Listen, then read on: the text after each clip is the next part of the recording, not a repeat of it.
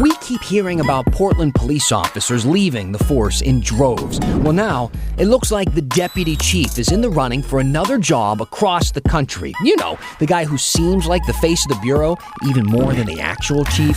And speaking of problems for police, we've got to look at just how bad Portland's gun violence problem has gotten in the past year. And it doesn't look like it's going to slow down anytime soon. Also, as we mark a new holiday this weekend, it's the right time for Oregonians to remember the state's racist beginnings. Before he died, was hung from Marshfield Bridge in Coos Bay, Oregon's only documented lynching. Here's the story. All right, it is a Friday. Thanks for being with us. I'm Dan Haggerty. This is our little news show, The Story. All the ways to communicate with us at the bottom of your screen. If you haven't watched this before, we need your feedback. Tell us what you think, the stories you want covered, the things you think we should be discussing in this community. And if you have something to say about local news, I love hearing that kind of stuff too. So email us at thestory@kgw.com. You can also hit me up on Twitter using the hashtag HeyDan. So tomorrow is our newest federal holiday, Juneteenth, which commemorates the end of slavery in the United States. Now, I'm sure you all learned in school that Oregon was not a slave state, partly because Oregon didn't actually allow black people here at all to live here. Black exclusion laws were written into our Oregon Constitution, into the original founding documents of this state. In fact, we're the only state in the Union that had laws like that. There aren't really many records of these laws being enforced, but it does give you kind of a good idea of the racism Oregon was founded on and how that continued throughout the state's history. Case in point, when you think of lynchings, for instance, you probably think of that mostly happening in southern states, which is true, but Oregon does have one documented lynching of a black man named Alonzo Tucker in Coos Bay. We can't find any photos of him or the mob that attacked him, but we did find this newspaper article here from 1902. Representative David Gomberg spoke about the lynching on the floor of the State House this week. Alonzo Tucker was a young black man who was accused of sexual advances toward a white woman in 1902. He was chased by a mob of roughly 300 people, including many youngsters. He was beaten, shot, and before he died was hung from Marshfield Bridge in Coos Bay, Oregon's only documented lynching. So I wanted to take a moment this morning to honor his memory. Alonzo Tucker, 1902. Now tomorrow, the Coos Bay History Museum will unveil a historical marker to remember Alonzo Tucker's lynching and lynching throughout history. They'll also have more Juneteenth events throughout the day. So, how did we get here? After 4 bloody years, the Union defeated the Confederacy to win the Civil War and abolish slavery in April 1865. There were nearly 4 million slaves in the U.S. at the time. Union armies began marching through the southern states, freeing thousands of slaves each day. The news, though, took months to reach Texas, the westernmost state in the Confederacy. On June 19, 1865, Major General Gordon Granger and 2,000 Union troops rode into Galveston, Texas, and told slaves of their freedom. The people of Texas are informed that in accordance with a proclamation from the Executive of the United States, all slaves are free. This involves an absolute equality of personal rights and rights of property between former masters and slaves.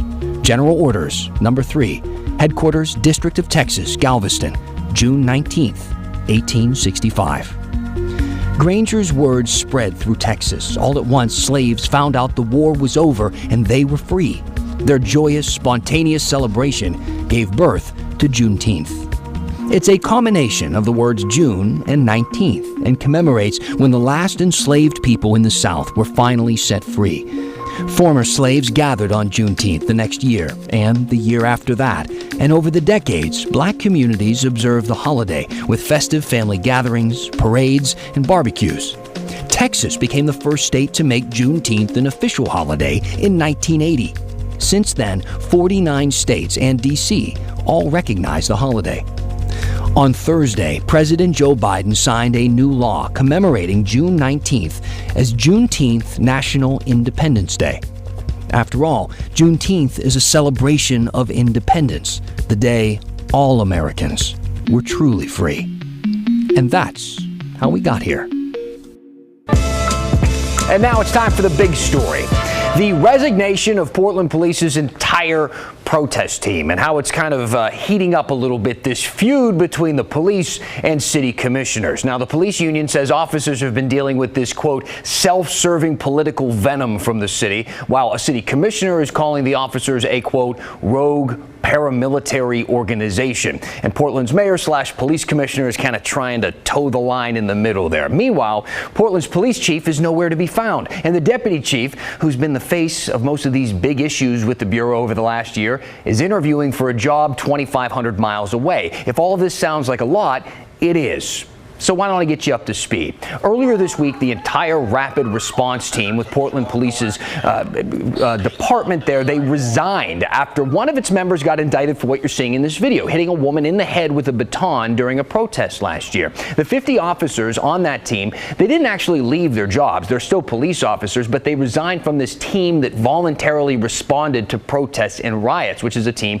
we've needed a lot over the past year. So as of right now, the Rapid Response Team effectively does not exist.